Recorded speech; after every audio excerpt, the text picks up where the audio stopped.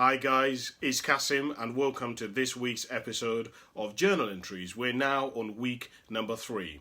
My name is Cassim, and in this particular episode I wanted to share with you 3 things from the last week's worth of journal entries. Many of you will know that part of the reason why I started these journal entries is that I wanted to inspire you to start journaling. I wanted to inspire you to start writing down things for yourself, to start defining things for yourself. What is happiness? What is joy? What does it mean to be successful? What does a family look like? Is money good? Is money bad? What is God? Because I believe very strongly that essentially part of being a man and part of living a good life and living a successful life is that in order to be a success, in my opinion, you have to be able to have a successor. Meaning that in your lifetime, you've got to be able to not only accomplish things and achieve things, whether that be with knowledge, skills, or whatever, but you've got to be able to pass it on to your children, onto your nephews, onto your grandkids, whoever it may be. And I believe that that is what is part of a good life. So I'm really excited about today's episode. There are 3 things that I want to share with you today that I think will be really useful and that I've been writing down, that I've been thinking about this week. And hopefully in some way, I don't know, they can inspire you to start journaling, start defining things for yourself and decide for yourself what different things mean. So the first thing that I wrote down that I wanted to share with you this week is that life is not measured by how long you live, but by how much you have left. When I was younger, I used to be under the illusion that essentially in order to live the best kind of life, you've got to live a long time. And that paradigm and that belief system was destroyed when I started studying really successful people. Because I started studying people like Nelson Mandela, people like Steve Jobs. And I began to notice that some of these people who achieved incredible things in their lifetime were not very old. And actually, they did remarkable things, whether that be in technology, whether that be in terms of moving racial prejudices forward, whether that may be in terms of politics. So we're looking at people like Lincoln. I began to realize very quickly as I started looking at my life and journaling and observing people that there is no way that you can determine a good life or success based on how old you are. And let me tell you why I also came to this conclusion. For many years, for the last 12 years, I've worked in the catering industry. Right, and I've worked I've worked in hospitality. I've worked as a chef. I've worked in as a kitchen porter. I've worked in Tesco's. I've worked in Co-op. I've worked in Subway. I've worked in Pizza Hut. I've worked in Domino's. So basically, I have been in the catering industry for a very long time. And one of the big things that I was always curious about is I kept meeting really, really nice people, and these individuals had amazing knowledge. Some of them had acquired amazing knowledge through experience, through meeting people, through going to university, and yet, in my opinion, many of these individuals were not successful and were not happy. They were doing jobs that they didn't like. In their lives, they constantly were complaining. They were talking about how miserable they were. They were talking about how other people treated them and they didn't like them. So my question was always, I don't understand. How can you be a good person and have so much knowledge of how to improve your life or how to have vitality in your life and be unhappy? It just didn't make sense to me. And what I began to realize was that there is a difference, and I'm going to talk a little bit more about this in a moment, but there is a difference between having information and actually applying it. And so what I began to notice is that some of these people were, 30, 40, 50, 60 years of age, right? And they hadn't learned, man. They hadn't applied some of the things that they had learned in their life. And so, and many of them had regrets, and many of them would say, I wouldn't do it this way if I had my life to live over again.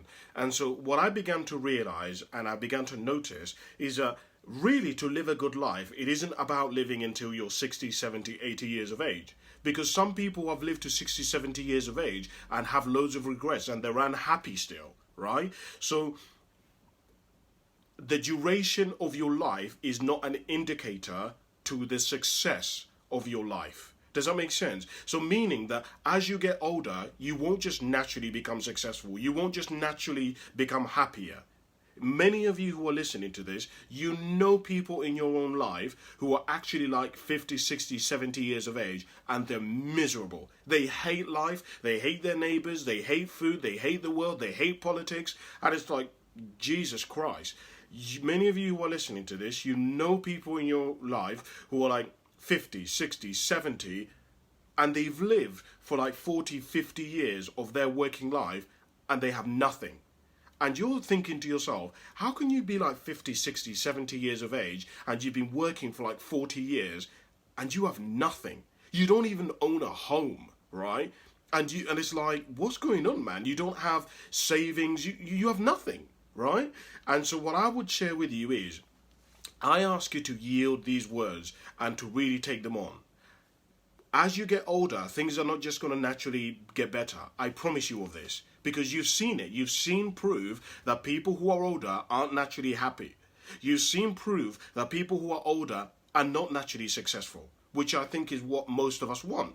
Don't most of us want to be happy and most of us want to be successful in life, right?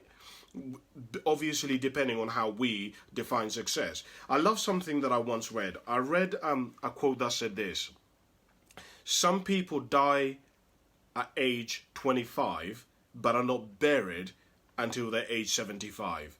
And I know that many of you who are listening to this, you can relate to this very statement. A lot of people you know in your life, their best years are done. That's it now, right? They spend most of their life reminiscing and going up and having moments of nostalgia about what used to be, about the good old days. And the reality is, when you look at their future is just not exciting. There's nothing amazing that's ever going to happen really in their life now. So they've basically died. Their spirit is died. Their dreams have died. Their hopes have died, right? They've limited their potential based on what they've done today. You know, one of the things that I talk about, especially when I teach leaders or coach leaders, is I share with them that maintaining your life is one of the biggest traps to hindering your happiness. Because many of you will relate to this, where you know people in your life, or you've seen people, or you can identify in your own life, that a lot of people, instead of growing their life, instead of growing their relationship with their missus, instead of growing their health, vitality, instead of growing their beauty, what they do is they try to maintain it. You know, I used to part-time work in Tesco's, and I actually used to work in the in fact I currently work in the co-op. And guys, I cannot tell you the amount of people who buy aging anti-aging formulas, right? It's actually a shock. And these are like 8-9 years of age, and you think to yourself, bro, why are you trying to maintain youth? We're not supposed to be young forever. We're not supposed to be like, our skin is not supposed to be pristine forever, right? Getting older, part of it is your skin is going to get looser, your balls are going to drop, your boobs are going to become saggier, right? That is life. What the hell do you expect? For everything to just be tight and for everything to just work like to its capacity all the time? No, that's not how life works. And if you don't believe that, just look around at nature. Look at a rose. A rose has a cycle where it starts it starts growing and rooting, and then it blooms and it's like at its best, but eventually it begins to wither and die, right? And that's just the way life is. So what I would encourage you to do is, I would really encourage you to really take on the advice that your life should not be determined by how long you live, but rather by the way that you live, by what you have left. Meaning, you want to get to the end of your life, and even if the end of your life is 40 years, but say, Cass, I could not have done any more. There's nothing more that I could have done, right? Yes, of course, I might have, I don't know, wanted to eat more strawberry ice cream. But you know what? I've used up everything that I've done. I've compacted as much of my knowledge and wisdom and ambitions and dreams into the 40 years that I've had. That's what I would personally encourage you to do. ultimately this is your life. You got to do whatever is right for you. But just think about this. Just start observing life and look at people. Look at people who are older than you. And you will begin to notice that some of them are older and they've been working for 40, 50 years and they've achieved nothing. Some of them are 50, 60, 70 years of age and they're miserable. They hate life, they hate people, they hate the weather, they hate politics, they hate the government, they hate everything. Which means that growth and happiness and success clearly is not correlated with the age that with your age, with essentially getting older. So that's the first thing that I want to share with you. The other thing that I was journaling about, the second thing that I wanted to share with you today that I think would be useful, is this. I believe that there are these silent questions. What do I mean by this? So, as I began journaling and I began writing things down and thinking about stuff and analysing stuff, I began to notice in my own life that there were these, what I call silent questions. Questions that essentially were so big are questions that I wanted to evade them. I didn't want to answer these questions. I don't want to talk about them because they're so big and so humongous and they're so overwhelming that I don't know the answers to them. And so what I try to do in my life is I try to evade them at all costs. So what I want to do is I want to give you 5 of those questions, because in studying myself and studying other people, I found that there are 5 questions which essentially most of us evade. We try to avoid these questions at all costs. And what I would encourage you to do is to define these for yourself. Because what I've noticed is, if you do not define these 5 questions, Instagram will tell you the answer to these 5 questions. Your mum, your dad, your uncle, your nephew, your neighbor, media, social media will tell you. Facebook will tell you. Memes will tell you.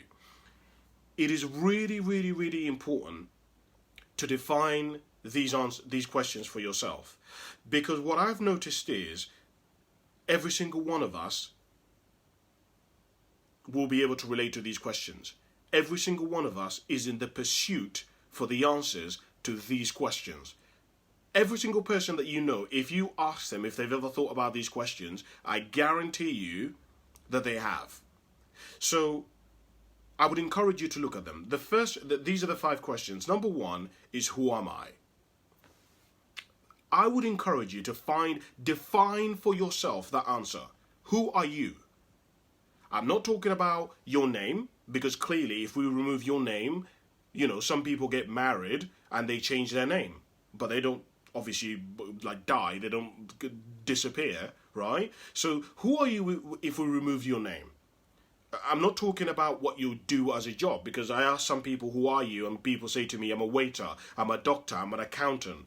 Well, does that mean that if you change your job, then you're not going to be who you no longer are? No. I want to find out, and I wanted to find out, as Cassim, who is Cassim when we remove my name, when we remove my car, when we remove my iPad, when we remove all the my social media, when we remove all the accolades that I've achieved, who is left? Because that person is basically who you are. And that is the authentic self that you are. See, what I've realized is that many of us in life live a life, but no one ever sees us. I will repeat. Many of us live a life, but no one ever sees us. No one actually ever knows who we are. We live what I call a double bluff. We live this life where we've got... I was writing this down and I was trying to explain it. But basically, most of us have a shadow self. So we have the self that we show everybody, who is confident, we're a lad, we're the banter, and we're the loud one, and we'll go out and get smashed, and whatever, we're into football. And then there is another self, which is a self that is with us when we're alone. It's I don't know whether you've ever been in a situation like this, right? Where when you go to see your friends, you feel like you have to put on a show.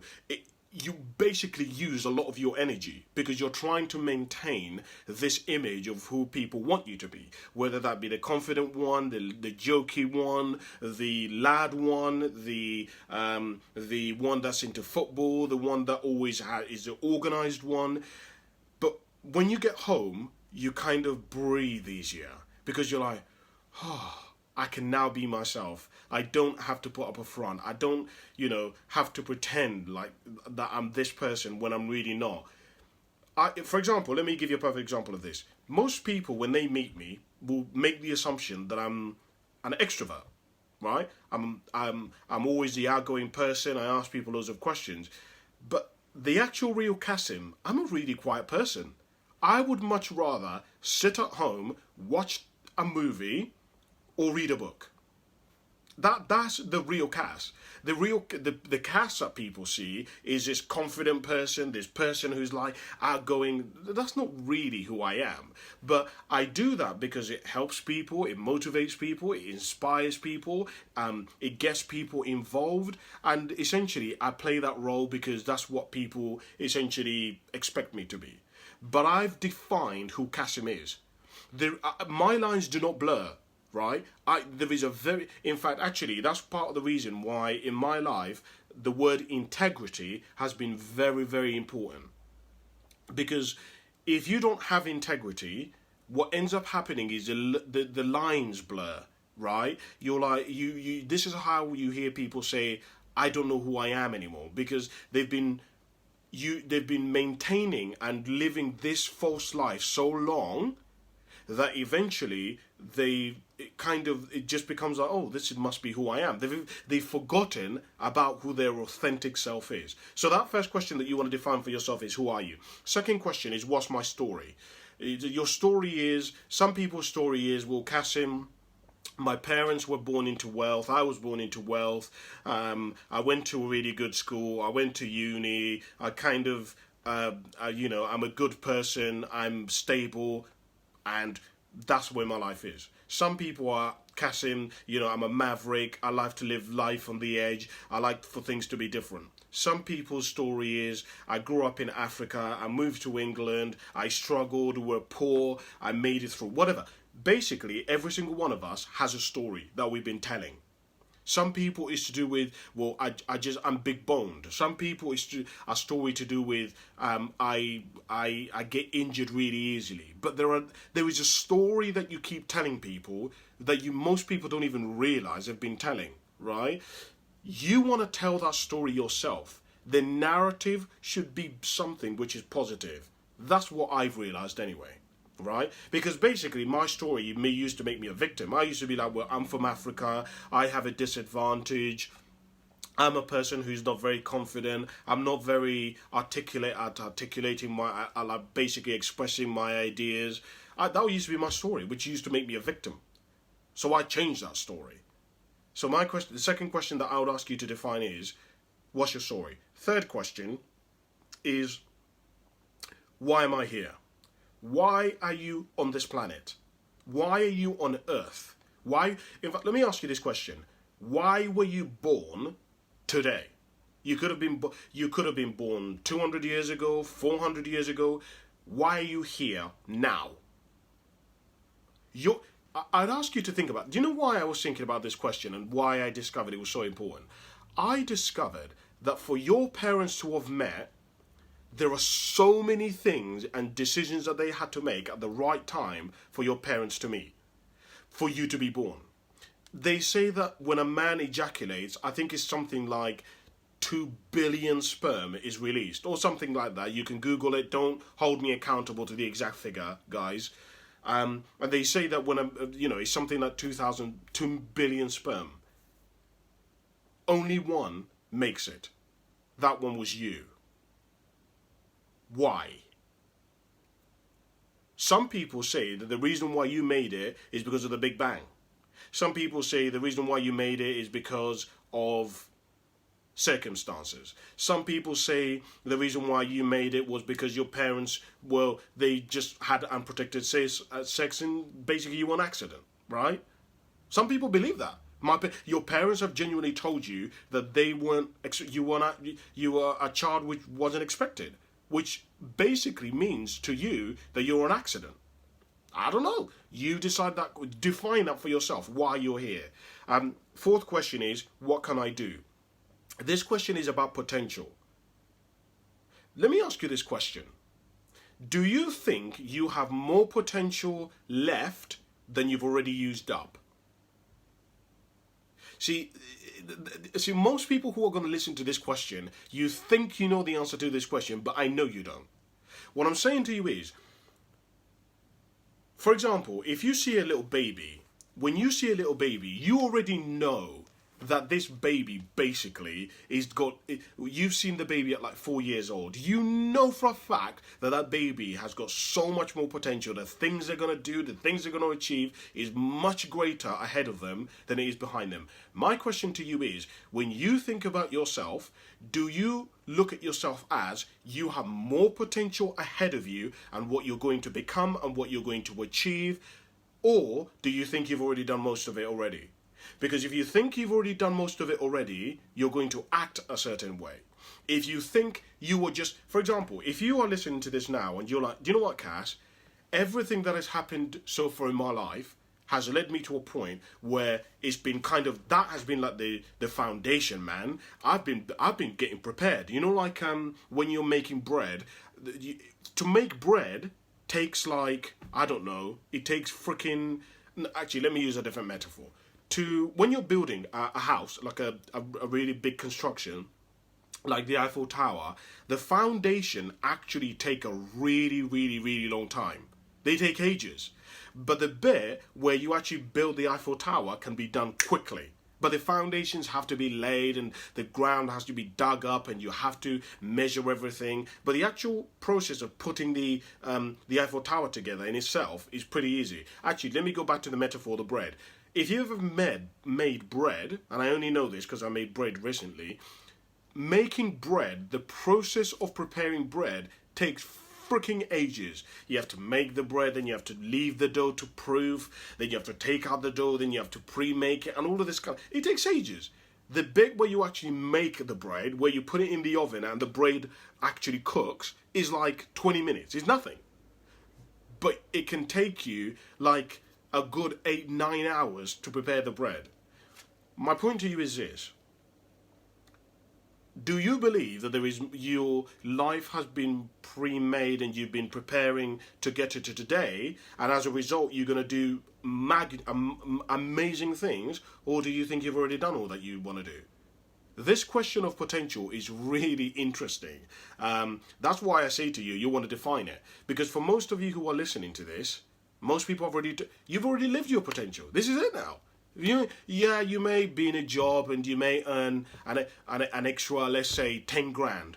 Okay, so you're earning 25 now, you may earn 35, 40 grand. Okay, let's go crazy. You earn an extra 15 grand.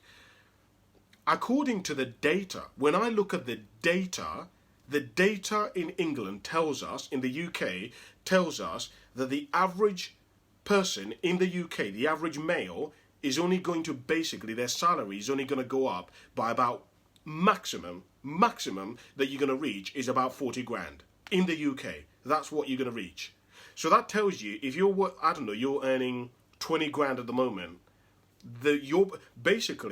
if you don't believe that you are capable of achieving, let's say, £1 million, the world has defined for you and the data has defined for you that what your potential is that you only have a potential to earn an extra of 20 grand. That's it. There's nothing more. There is no way you could become a millionaire. There's no way you could earn 200 grand. The world has already decided that for you.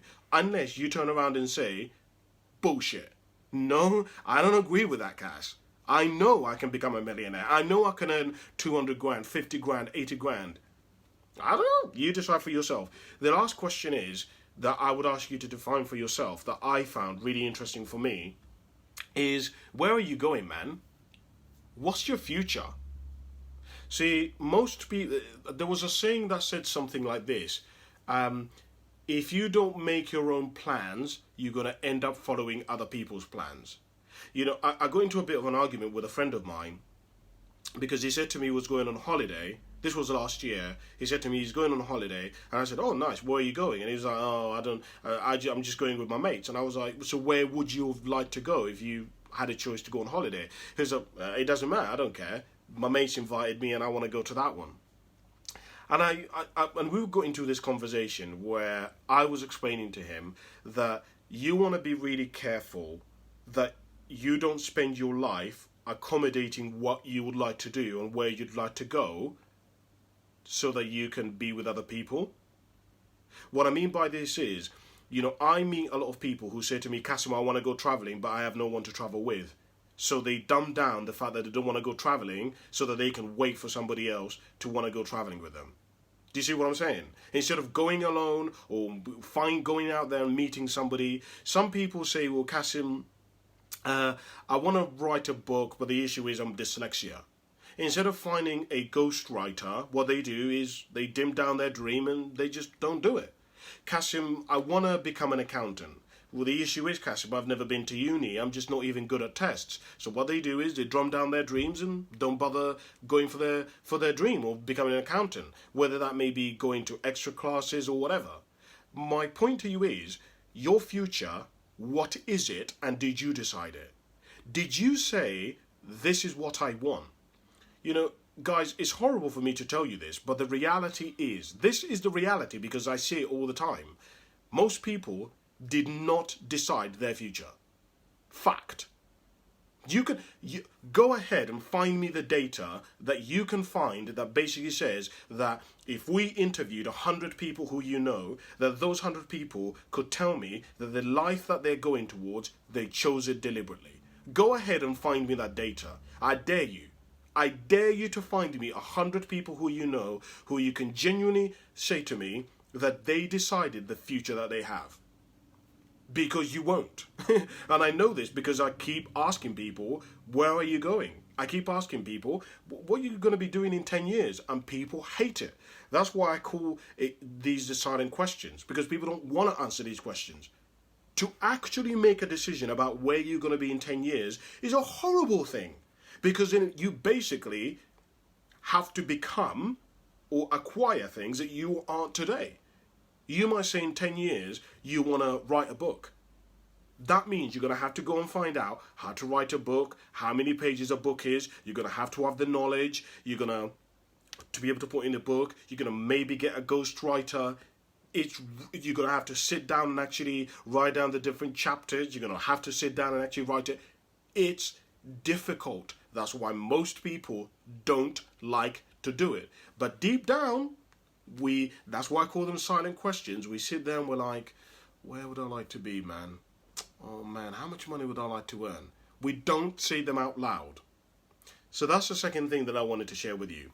The last point that I wanted to share with you today that I wrote down in my journal that I hope adds some value to your life is that there is a difference between knowledge and wisdom. And the difference is application.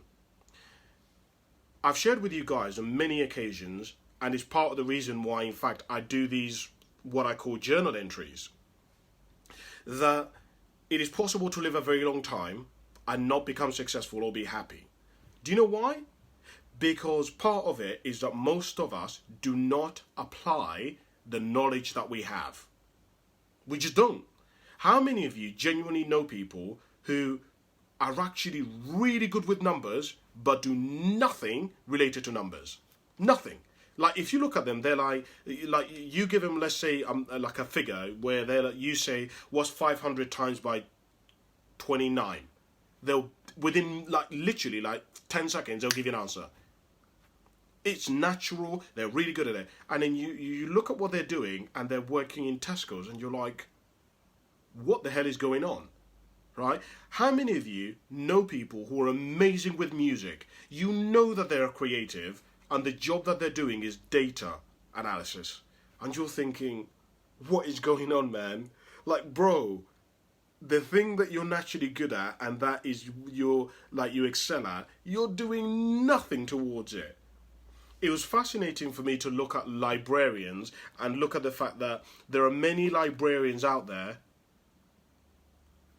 who are poor, who are fat, I was thinking, like, what's going on?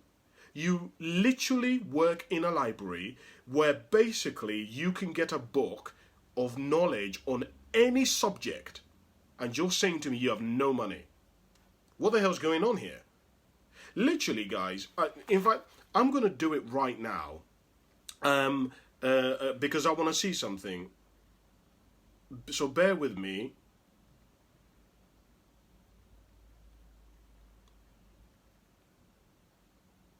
I want to do something that I find to be really interesting. So there was, and I will cut this down, but let me see if this exists.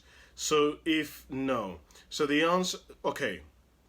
So the answer that I actually wanted to know, and that I was trying to Google just a moment ago, is that I wanted to know how many books exist on money. That's what I was going to ask. But unfortunately, the answer isn't easy, and obviously I'm doing this video, and I've got to come to a close in a moment. But my point to you is, guys, I can tell you right now, there are more than 100 books on money. So here's my point. If at the moment you do not have money and you would like to have money and you've not read those 100 books, because in order to write a book about money, you either need to have been really good with money or have loads of it, because otherwise how could you write a book about money? Or you need to have some amazing knowledge about money. What's my point? That means there are people who've got loads of money and they've wrote books about how they did it, and there are loads of people who have studied people with money and have wrote books about it. And if you don't have money, like, I don't know what more I can say. Like, what more can I physically say? There is nothing more that I can say. If you say, Cass, man, do you know what? I want an incredible relationship. And then I look at your life and you have not read at least 20 books on communication, on marriage, on men versus women. I don't know what more to say. And my point to you is, this is one of the big things that I've kind of had to learn in my life. It's all very nice having knowledge. It's all very nice saying, yeah, Cassim, I know this and I know that. Can your life prove it? If I followed you around for a month, would your life prove what you claim? And this is a big difference. When I was looking at wisdom, I think there are 3 components that we have to take into account, and I wanted to share them with you. Number 1 is you've got to use your own experience. Okay? Pretty simple. Learn from your experiences. What works, what doesn't work, right? I think that's the first thing. But most of us have that naturally, so that's pretty easy, right? Second thing, which I realize a lot of us don't have when it comes to wisdom, is actually knowledge, believe it or not. Some of us, we don't have the knowledge. So, for example, let's use the example of money, because I think we can all relate to it. We all need money, and that's why I use it. It's a universal thing. Everyone needs money. You can't go without money in today's society. Well, you can, I guess, but you know what I'm saying. So, if, for example, you needed to want to earn more money, you've got to actually go out there and get books about how to earn more money. So, for example, when I studied millionaires, of which I've studied literally thousands now, one of the things that all millionaires have in common is they have multiple streams of income, which means that they do, see, the average, basically most people who are not millionaires have one income, which is their job. People who are millionaires have multiple streams of income. They have investments, they have their business usually, they have their job, they have dividends, they have properties that they've rented out. In other words, they have multiple streams of income. That's how they're able to accumulate money so quickly, because money compounds. If you have put £1,000 in your bank account and you put in there £1 every single month for the next 10 years, you won't have just what you put in plus the money you've saved. You'll actually have more, because interest compounds. It gets bigger. It multiplies. If you want to know how it works, Google this term, compound interest. Google that term. I think you'll find it interesting. Right. Do you see what I mean? So you've got to go and find knowledge, right? So that means go read books, go and on the internet, Google stuff, go to seminars, etc. The last part, and this is probably the most critical one that I think most people miss out on, and this is the one I'd encourage you to do, because I guarantee you this is the one that you're not doing. When people don't have wisdom in their life, it's because this is the one that they're not doing. And I only say this to you because I speak from experience, and this is where I always fell down. The last one is to learn from other people's experiences. See, this is really difficult because you have to take things on faith. In other words, if you were to go and buy a book, for example, about people who have loads of money, you would have to take it on faith that if you followed what they did, it would work. Most of us find this difficult. Most of us would rather use our own experience and not other people's experience, right? Yeah, that's okay, but that is the longest way to become successful or to achieve success in any area of your life. Let me put it like this. If you want to have a great relationship, the longest way to have an amazing relationship is to trial and error. And the chances of you failing at that relationship are dramatically increased if you rely primarily on your own experience. Here's what you should do. Go and speak to your parents who've had a long marriage, or your neighbours who've been married for like 40 years. Or go down the street to the people who are like 4 rows down. You've heard that, you've seen them, they've been together for years and they're pretty like in their 60s. Go down, hi guys, by the way, I'm your neighbour. I know I've never come and said hi before, but I'm doing some research at the moment and I'm talking to people who've been together for a long time. You know, I'm really keen to really make my relationship work. I just wanted to ask you, like, do you guys have any advice on how to have a long, successful relationship? What are they going to say? No, get out of my house. I don't want to talk to you. Of course they're not. They're going to say, all right, well, this is what we did. You know, usually they'll talk about communication. They'll talk about not having a grudge. They'll talk about seeing people, like your partner's perspective, this kind of stuff, right? So now you know where to go get the knowledge. So for example, if they say to you, you've got to learn to see things from your partner's perspective, which is a common thing that people say is the key to a successful relationship, right? Because usually when people are upset in a relationship, it's because they think that their partner is doing something deliberately to upset them. But when you see when you start seeing your partner based on what they meant to do instead of what they actually did, it changes things, right? So now you can go and read books on communication, on perspective, on attitude, right? All of a sudden things change for you. So that is what I would encourage you to do. Obviously, it's your life, as I've already said. You got to do whatever is right for you. And I think that kind of ends this week's journal entries and what I wanted to share with you. You know, guys, I'm always keen to hear from you guys, as you know. Maybe you've had some things that you've been thinking about this week that you've found really interesting. Send me a message, man. I'd love to hear from you. Don't be shy now. Thank you so much for listening, guys. And I will see you in next week's episode. Bye for now. Cheers.